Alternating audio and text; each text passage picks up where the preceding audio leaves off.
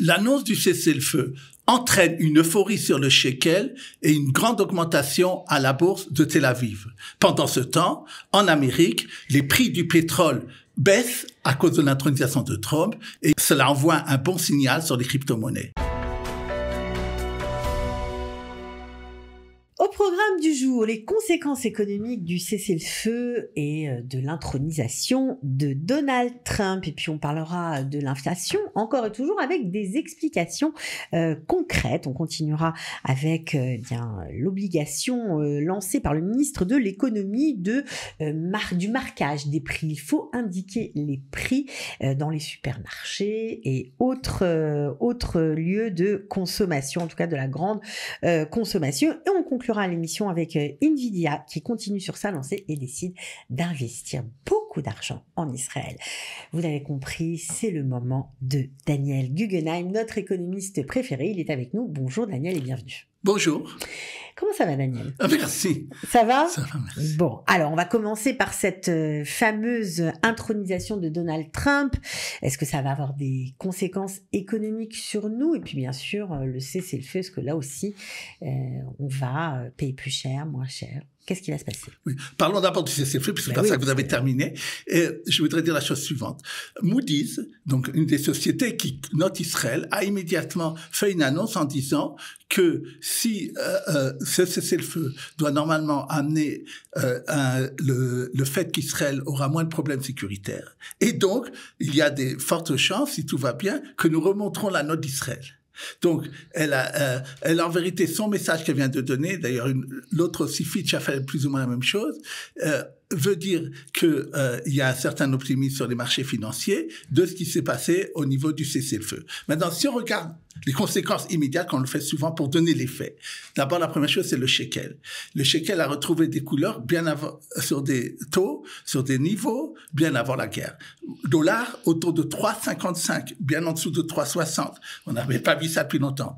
Et l'euro a été en dessous de 3,70. Donc, c'est aussi, surtout pour les gens ici qui reçoivent les retraites en euros, j'aurais sûrement nouveau des coups de téléphone pour me dire que c'est nouveau difficile, mais point de vue, bien sûr, d'économie israélienne, c'est bien parce que ça veut dire que les coûts de l'importation vont être moins forts. Et donc, c'est une bonne chose pour Israël à ce niveau-là.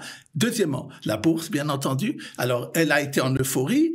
Après, il faut comprendre aussi ça. Je dis pas tous les jours il y a des records historiques parce que des fois, ce qu'on appelle une baisse technique, lorsque ça a monté 6 ou 7 jours de suite, faut pas s'étonner qu'un jour ça baisse un petit peu. Mais je veux dire, de façon globale, le marché israélien est de toute façon à des niveaux historiques très très importants. Ça continue ce qu'on a vu en 2024 et donc c'est bien pour les épargnants. Ce qu'il faut dire d'ailleurs quand on parle de bourse, il y a deux secteurs et c'est normal qui sont un peu affectés. C'est d'abord l'histoire des compagnies aériennes israéliennes, El-Al et Israël, qu'on pense qu'ils vont moins bénéficier du vide aérien parce qu'heureusement, comme on le sait, des compagnies, beaucoup disent, même Air France cette semaine a indiqué qu'elle reviendrait. Air France, ça veut dire Transavia aussi, sans doute. Et donc c'est bien pour ceux qui auront besoin de voyager, ça va faire baisser les prix, mais bien entendu, on pense que les bénéfices des sociétés israéliennes aériennes seront moins importants. Et c'est intéressant également, TSIM, qui est maritime, elle avait profité du fait que les Houthis au Yémen faisaient des problèmes aux bateaux.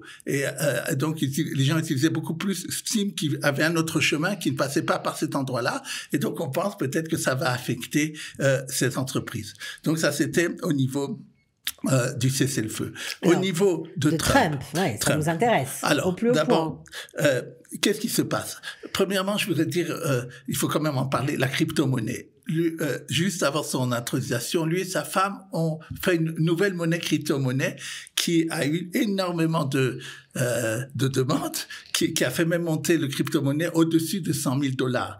Et les économistes, encore une fois, lancent un clan d'alarme a fait très attention parce qu'il n'y a rien en dessous de cela. Et d'ailleurs, ce qui est intéressant de noter, c'est que lorsqu'il y a eu le discours de l'intronisation de Trump, eh ben, il n'en a pas parlé. tout le monde s'attendait à ce qu'il parlerait de la libéralisation sur les crypto-monnaies, qu'il y aurait moins de contrôle. Il n'en a pas parlé. Alors, ça fait chuter les crypto-monnaies de 5% en un jour. Donc, il faut se méfier. C'est quelque chose de très volatile. D'ailleurs, il faut savoir, et je le redis ici, ça a été prouvé par des sociétés israéliennes de fintech, le 7 octobre n'aurait pas eu lieu s'il n'y avait pas eu ces crypto-monnaies, parce que c'est la façon pour le Hamas et l'Iran de se financer, puisque c'est la seule monnaie qui n'est pas surveillée comme les autres monnaies. Donc, il faut faire très attention à ça. Maintenant, très intéressant par rapport à Trump, ça on le voit déjà sur les marchés, c'est normal, c'est la baisse du pétrole. Parce qu'il a dit que lui, il veut refaire que l'Amérique fasse beaucoup plus de pétrole et en exporte, ça ait du gaz. Et donc c'est évident, comme une question d'offre et de demande, que ça fait baisser les prix du pétrole. Donc ça c'est bien. Mais pourquoi je dis aussi prudence? C'est parce que dans sa politique économique, Trump a parlé de barrières douanières sur le Canada et le Mexique d'ailleurs, mais aussi sur l'Europe par exemple. Et ça ne veut pas dire qu'il ne fera pas non plus sur Israël. Or, l'Amérique est quand même pour nous un marché pour beaucoup de sociétés israéliennes. Donc il faut être très prudent. Et ce que je voudrais dire en vérité, c'est la conclusion sur ce sujet. D'ailleurs du cessez-le-feu et de l'intronisation de Trump, il y a un optimisme, mais comme diraient d'ailleurs les sociétés de notation, il faut être prudent parce qu'il faut voir comment les choses vont évoluer sur ces deux choses-là. Et nous serons là pour l'expliquer. Bon, on était très contents de vous avoir ici sur le plateau pour ces éclaircissements précieux. On continue avec un sujet, alors là, un sujet dont on parle quasiment toutes les semaines, c'est l'inflation. Divine surprise, l'inflation a baissé en décembre de moins 0,3%. Alors, juste avant de donner des détails concernant cette baisse de l'inflation, pourquoi est-ce que les fruits ont baissé, augmenté, etc. On a l'habitude maintenant avec vous, Daniel, on voudrait juste faire un petit point. Pourquoi c'est tellement important dans nos économies de maîtriser l'inflation? Alors je pose cette question parce que les gens ont l'impression de continuer à payer super cher alors qu'on leur dit que l'inflation baisse, et on a l'impression que dans leur vie c'est pas tout à fait la même chose qui se passe. Ils continuent à payer les denrées de consommation, en tout cas certaines, très cher.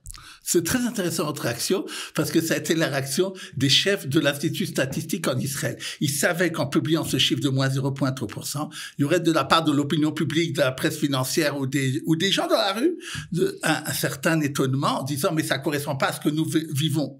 Alors qu'est-ce qu'ils ont fait? Ils ont fait un film d'accompagnement des chiffres qu'ils donnent. C'est la première fois qu'ils font ça, une sorte de publicité, d'explication pour expliquer pourquoi en vérité, qu'est-ce que c'est l'inflation, ce que vous avez demandé, et qu'est-ce que c'est la vie chère et comment comprendre ces choses-là. Et il a utilisé d'ailleurs pour faire ce film-là, les gens qui étaient d'après les plus hauts de l'Institut de la statistique vont montrer que c'est important pour eux d'expliquer ça au public.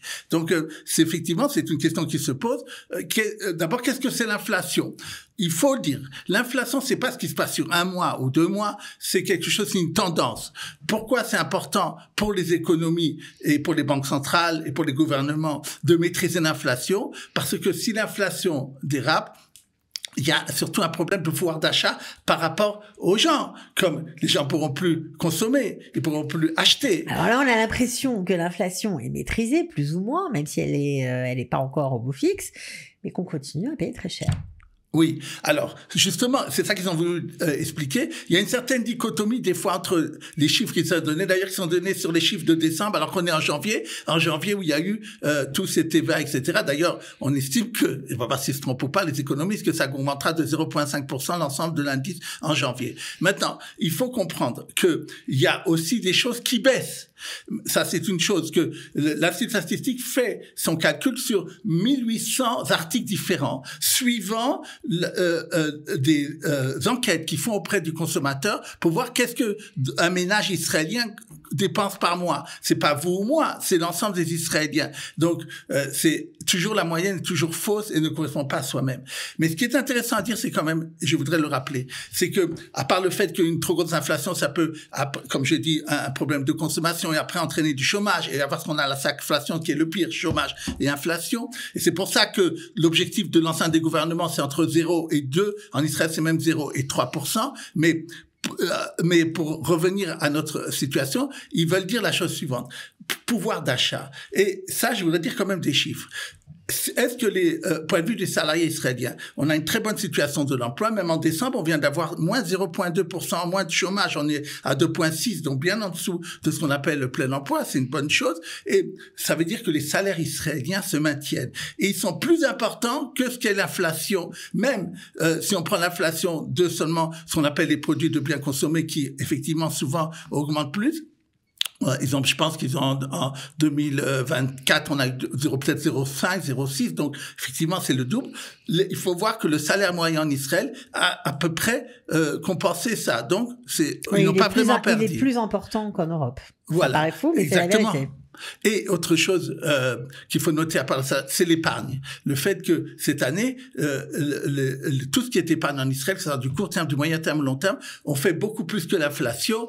Même dans les produits qui sont très très prudents, ils ont fait au moins 4%. Je veux dire à peu risque, que ça soit des dépôts dans les banques ou les casse-pilotes dont on parle. Mais donc les gens n'ont pas perdu d'argent. Voilà, c'est ça que je voulais dire. Maintenant, juste pour justement illustrer juste notre propos pour dire ça, une baisse très importante sur les fruits et légumes frais, 5,6%.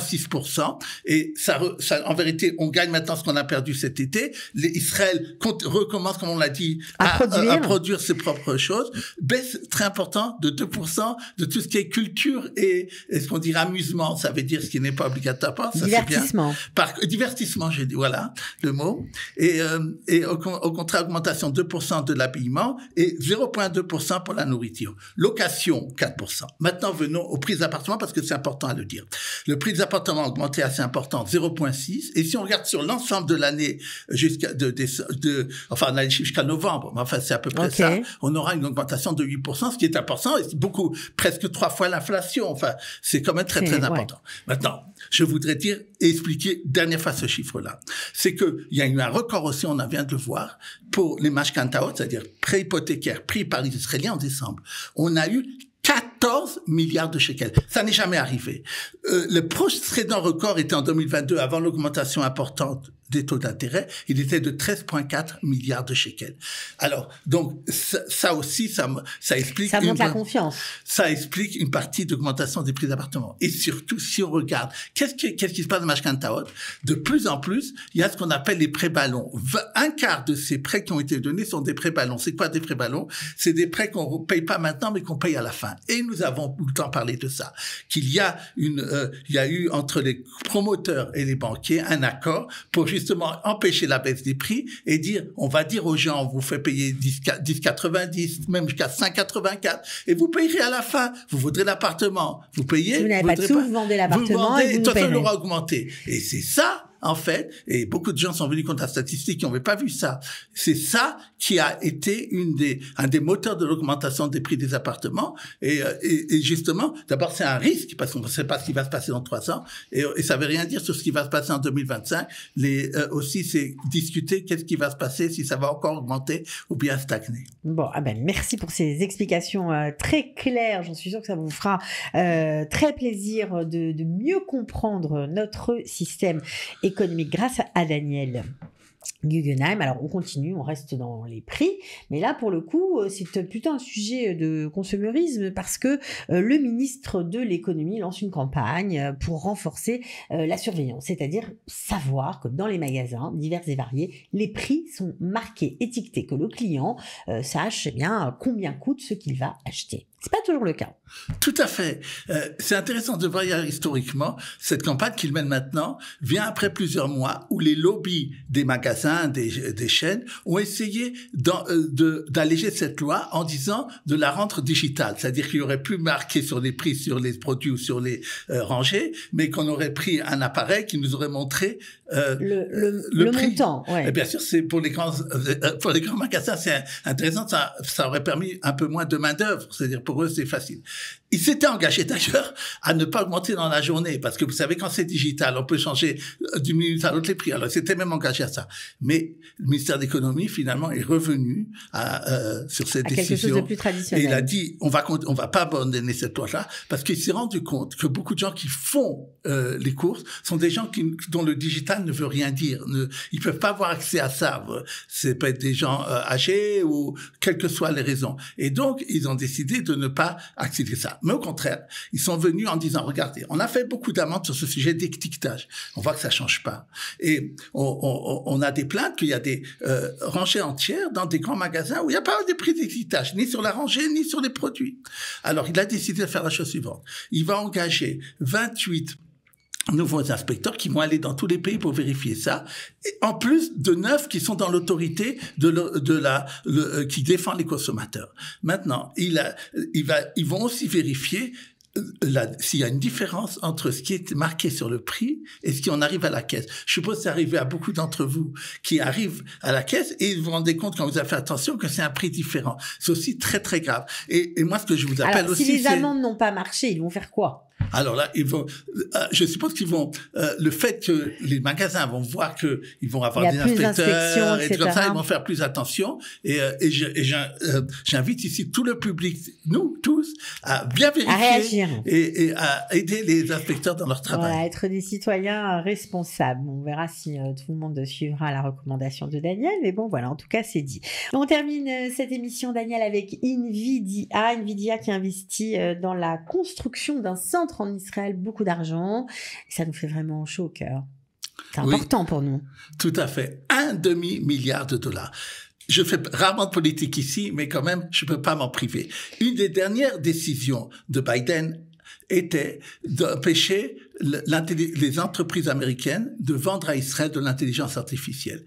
Et donc, c'est un gros coup pour Israël. Et surtout qu'Israël veut se lancer aussi dans cette recherche-là.